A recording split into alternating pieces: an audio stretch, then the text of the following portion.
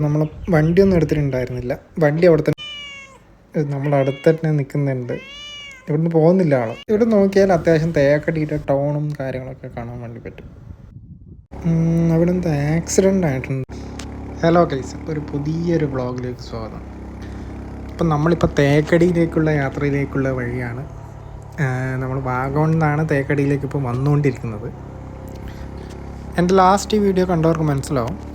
കൊച്ചിയിൽ നിന്ന് വാഗമണിലേക്കുള്ള കാര്യങ്ങളൊക്കെ ഞാൻ എൻ്റെ പാർട്ട് 1 ഉൾപ്പെടുത്തിയിട്ടുണ്ട്.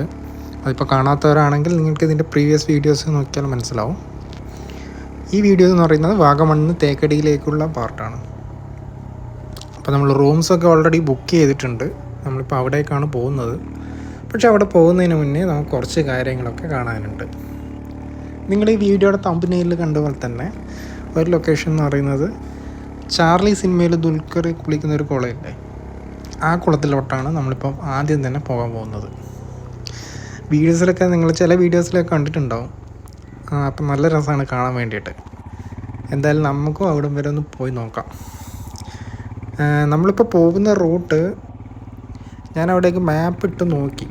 അപ്പോൾ കുറച്ച് ഷോർട്ട് കട്ടൊക്കെ ഉണ്ട്. അപ്പോൾ ഒരു ത്രില്ലിങ് എക്സ്പീരിയൻസ് ആവാൻ ചാൻസ് ഉണ്ട്. നമുക്ക് എന്തായാലും പോയി നോക്കാം. ഇവിടുന്നാണ് ഇനി നമുക്ക് റൈറ്റ് എടുക്കേണ്ടത്. ഇനി കുറച്ച് ചെറിയ റോഡുകളാണ്, നമ്മളിപ്പോൾ വന്ന പോലുള്ള റോഡുകളല്ല, കുറച്ചുകൂടി ചെറിയ റോഡുകളാണ്. അതുമാത്രമല്ല, ഈ മാപ്പ് വെച്ച് നോക്കിയപ്പോൾ ഈ വഴിയിലൂടെ കുറേ നല്ല കാര്യങ്ങൾ കാണാനുണ്ടെന്ന് കണ്ടു. തേയിലപ്പാടങ്ങൾ, ചെറിയൊരു മൂന്നാർ വൈബൊക്കെ ഉണ്ടാകാൻ ചാൻസ് ഉണ്ട്. ഫസ്റ്റ് എടുത്തിട്ട് നമുക്ക് കുറച്ച് കാര്യങ്ങളൊക്കെ കാണാനുണ്ട്. അതുമാത്രമല്ല, പിറ്റേ ദിവസം വേറൊരു അടിപൊളി സ്ഥലത്തൂടെ പോകാനുണ്ട്. അതൊക്കെ സർപ്രൈസാണ്. അത് വരും വീഡിയോസിൽ നിങ്ങൾക്ക് കാണാൻ പറ്റും. ഇനി ഇവിടുത്തെ അധികം ദൂരം ഇല്ലെന്ന് തോന്നുന്നു ആ ലൊക്കേഷനിലോട്ട്. കൊള്ളാം, നല്ല രസമുണ്ട്. ചിലപ്പോൾ നമ്മൾ വേറെ വഴിയാണ് പോയിട്ടുണ്ടായിരുന്നെങ്കിൽ ഈ കാഴ്ചകളൊക്കെ മിസ്സായി പോയേനെ. വാ, ഒരു സൂപ്പർ സ്ഥലം വരാൻ പോകുന്നുണ്ട് എന്നൊരു തോന്നൽ. പ്രത്യേകിച്ച് ചൂടും ഇല്ല, മഴയും ഇല്ല, പക്ഷെ ചെറിയ മഴയൊക്കെ പെയ്യാൻ പോകുന്ന പോലുള്ളൊരു കാലാവസ്ഥ. ഒരു പ്രത്യേക വൈബ് തന്നെ.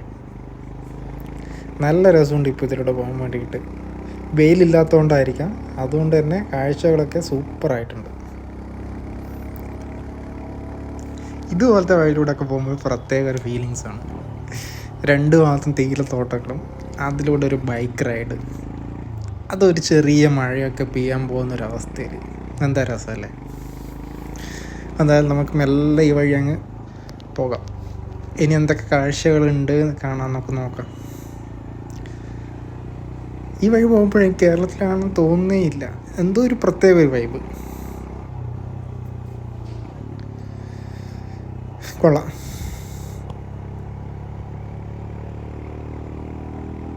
തേയിലപ്പാടങ്ങളാണ്, പക്ഷേ നമ്മൾ മൂന്നാർ കണ്ട രീതിയിലുള്ള തേയിലപ്പാടങ്ങളല്ല.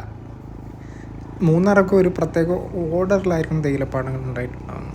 പക്ഷേ ഇവിടെ നോക്കുമ്പോൾ പ്രത്യേകിച്ച് ഓർഡറും കാര്യങ്ങളൊന്നുമില്ല. ചില സ്ഥലങ്ങളിൽ തേയിലപ്പാടങ്ങളുണ്ട്, ചില സ്ഥലങ്ങളിലില്ല. ചില സ്ഥലങ്ങളിൽ പുൽമേടാണ്. ഒരു പ്രത്യേക ടൈപ്പ് തേയിലപ്പാടങ്ങൾ.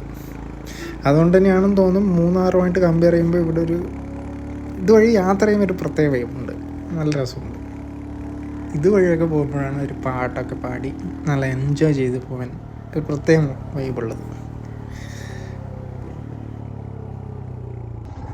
നമ്മളിപ്പോൾ ചെറിയൊരു ഓഫ് റോഡൊക്കെ ആയിട്ട് പോയിക്കൊണ്ടിരിക്കുന്നത്.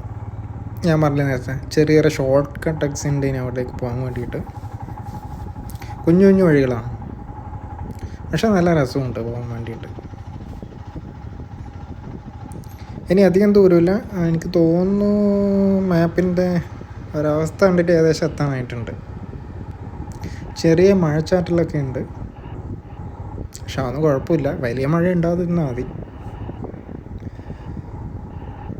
ഞാൻ ലെൻസൊക്കെ ഒന്ന് തുടച്ചു, കാരണം മഴ പെയ്ത് കഴിഞ്ഞാൽ പിന്നെ ക്ലിയർ ആവില്ല വിഷൻസൊക്കെ. ലെൻസിൽ ആ മഴത്തുള്ളിയുടെ ആ വിഷൻ എപ്പോഴും ഉണ്ടാവും. അപ്പോൾ അതുകൊണ്ട് ഞാൻ ഒന്ന് ക്ലിയർ ചെയ്ത്.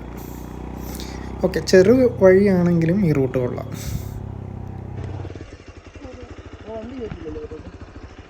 വണ്ടി ആടെയും കയറ്റില്ല എന്ന് തോന്നുന്നു.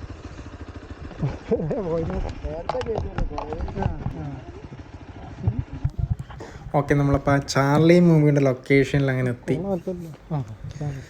ഇതാണ് ആ ലൊക്കേഷൻ. പ്രത്യേകിച്ച് ഇപ്പം വലിയ മഴയൊന്നും ഇല്ലാത്തതുകൊണ്ട് അത്ര അങ്ങ് എടുപ്പില്ല, എന്നാലും കുഴപ്പമില്ല. കുറച്ച് ആൾക്കാരൊക്കെ ഉണ്ടെന്ന് തോന്നി ഇവിടെ. നട്ടുച്ചയാണ്, എന്നിട്ടും ആൾക്കാരുണ്ട്.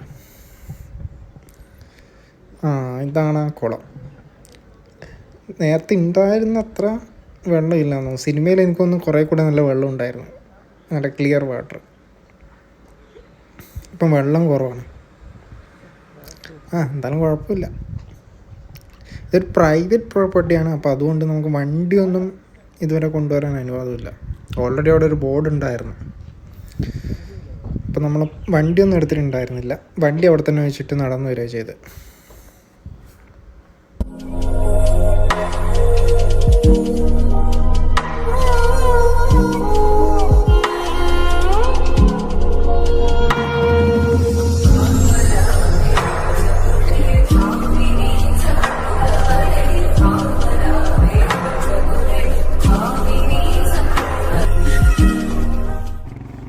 ഓക്കെ, അപ്പോൾ നമ്മൾ ആ ലൊക്കേഷനൊക്കെ കണ്ടു കഴിഞ്ഞ് ഇനിയിപ്പോൾ നമുക്ക് നേരെ പോകേണ്ടത് നമ്മളെ റൂമിലോട്ടാണ്. റൂമിലോട്ട് എത്താൻ ഇനി അധികം ദൂരമൊന്നുമില്ല, കൂടി പോയൊരു അരമണിക്കൂർ. അപ്പോൾ പോകുന്ന വഴിയൊക്കെ നല്ല രസമുണ്ട് കേട്ടോ. തേക്കടി എത്തിയിട്ടില്ല, എന്നിട്ട് നല്ല രസമുണ്ട്, പ്രത്യേകിച്ച് ആ ലെഫ്റ്റ് സൈഡൊക്കെ.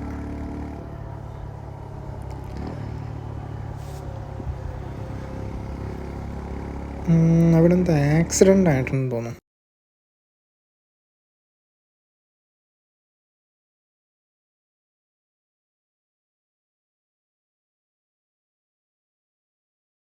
പിറ്റേ ദിവസം പോകാൻ വേണ്ടിയിട്ട്, അതായത് നാളെ പോകാൻ വേണ്ടിയിട്ട് ഒരു സ്ഥലം നോട്ടീസ് ചെയ്ത് വെച്ചിട്ടുണ്ട്.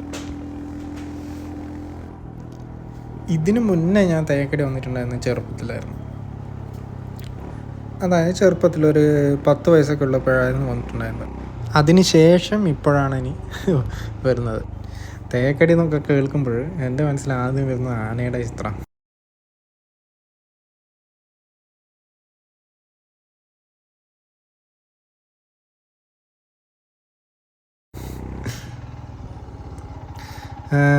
നമ്മളിപ്പോൾ ചെറിയൊരു ഓഫ് റോഡൊക്കെ ആയിട്ട് റൂമിലോട്ടുള്ള വഴിയാണ്. ഈ വഴി കുറച്ച് റിസ്ക്കാണ്. മഴ ഇല്ലാത്തതുകൊണ്ട് ഇപ്പം വലിയ കുഴപ്പമില്ല, പക്ഷെ മഴ പെയ്താൽ കുറച്ച് പണി കിട്ടും, പ്രത്യേകിച്ച് തിരിച്ചിറങ്ങുമ്പോൾ. കുറച്ചുകൂടെ കയറാൻ തോന്നുന്നു. ഏറ്റവും ടോപ്പിലാണ് ഈ റൂം കാണിക്കുന്നത്.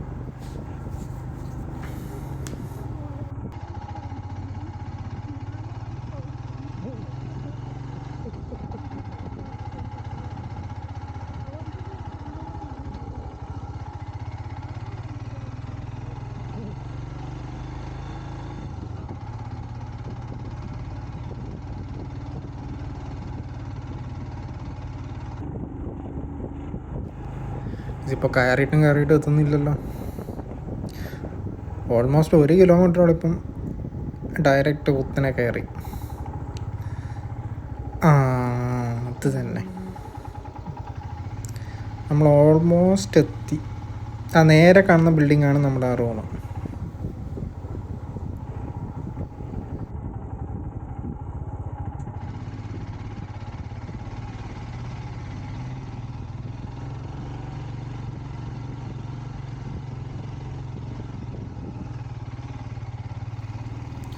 അപ്പോൾ റൂം എത്തി. ഇനി ഇവിടുത്തെ ആൾക്കാരൊന്ന് വിളിച്ചു നോക്കണം, കാരണം ആരും ഇവിടെ കാണുന്നില്ല. അപ്പോൾ റൂമൊക്കെ എടുത്തപ്പോഴാണ് ഒരു പുതിയൊരു അതിഥി വന്നത്. എനിക്കൊന്ന് ഓൾറെഡി ഇവിടെ ഉള്ള ഒരാൾ തന്നെയാണ്. ആൾ നല്ല ക്യൂട്ടാട്ടോ. നമ്മുടെ അടുത്ത് തന്നെ നിൽക്കുന്നുണ്ട്, ഇവിടുന്ന് പോകുന്നില്ല ആൾ. എനിക്കൊന്ന് നേരത്തെ ഇവിടെ താമസിച്ചവരൊക്കെ ഫുഡ് കൊടുത്തിട്ടുണ്ടോ, അതാണ് ഇവിടുന്ന് അങ്ങ് പോകാത്തത്. അപ്പോൾ നമ്മളെന്തായാലും ഇപ്പോൾ നമ്മളടുത്ത ലൊക്കേഷനിലോട്ട് പോകാൻ വേണ്ടി വിട്ടു. ഒന്ന് കുളിച്ചു, ഡ്രസ്സൊക്കെ ചേഞ്ച് ചെയ്തു, നമ്മളെ ജാക്കറ്റ്സൊക്കെ ഊരി വെച്ചു. അപ്പോൾ തന്നെ കുറച്ച് ആശ്വാസമായി. നമ്മളടുത്ത സ്ഥലമല്ലേ, ജാക്കറ്റൊന്നും ആവശ്യമില്ല. ഞാൻ പറഞ്ഞില്ല, മഴ പെയ്ത ശേഷം ഇവിടെ നല്ല സ്ലിപ്പാവുന്നുണ്ട്. ഇത് കുറച്ച് പണിയാണ് നമ്മൾ താഴോട്ട് ഇറങ്ങാൻ. നമ്മൾ ഉദ്ദേശമുള്ള ഒരു എലിഫൻറ്റ് പാർക്കല്ലായിരുന്നു, ഇത് സഫാരി പാർക്കാണ്. അപ്പോൾ നമ്മൾക്ക് എന്തായാലും സഫാരി പോകാൻ താല്പര്യമില്ല. അപ്പോൾ കുറച്ച് വീഡിയോസൊക്കെ എടുത്ത് കുറച്ച് അവിടെ സ്പെൻഡ് ചെയ്ത് അവിടെ നിന്ന് നേരെ വിട്ടു. നമ്മൾ അടുത്ത ലൊക്കേഷനിലോട്ട് വിട്ടു. ഇതെന്താ ഒരു കാട്ട് വഴിയാണല്ലോ. കുറച്ച് ഓഫ് റോഡും കാര്യങ്ങളൊക്കെ ഉണ്ടെന്ന് തോന്നുന്നു. മാപ്പിൽ കണ്ടതൊരു സൂപ്പർ ലൊക്കേഷനാണ്, പക്ഷേ കുറച്ച് ടാസ്ക് ഉണ്ട് ഇതുവഴി പോകാൻ വേണ്ടിയിട്ട്. ചെറിയ ഓഫ് റോഡും കാര്യങ്ങളൊക്കെ ഉണ്ട്. യെസ്, നമ്മൾ ആ ലൊക്കേഷനിലെത്തി. അതിൻ്റെ കാഴ്ച എങ്ങനെയുണ്ട് നമുക്ക് നോക്കാം.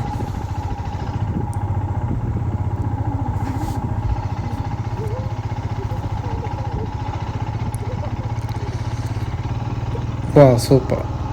ഇത് നമ്മൾ മാപ്പിൽ കണ്ടതിനെക്കാട്ടി ഒരു സൂപ്പർ ലൊക്കേഷനാണെന്ന് തോന്നുന്നു. ഒരു മലയുടെ ടോപ്പാണ് നമ്മളിപ്പോൾ എത്തിയിട്ടുള്ളത്. ഒരു കുരിശുണ്ട്. നമ്മൾ ഏത് മലയുടെ മുകളിൽ പോയാലും അവിടെ ഒരു കുരിശ്, ഒരു പള്ളി ഉണ്ടാവും. ഇപ്പോൾ വണ്ടി നമ്മൾ വെച്ചു. അതിൻ്റെ താഴെ എന്താണുള്ളത് പോയി നോക്കാം. നമുക്ക് കുറച്ച് നടക്കാനൊക്കെ പറ്റും കേട്ടോ. താഴെ കുറച്ച് നടന്നു പോകാനൊക്കെ വഴിയുണ്ട്, പക്ഷേ മഴ പെയ്തുകൊണ്ട് സ്ലിപ്പാവാൻ നല്ല ചാൻസ് ഉണ്ട്.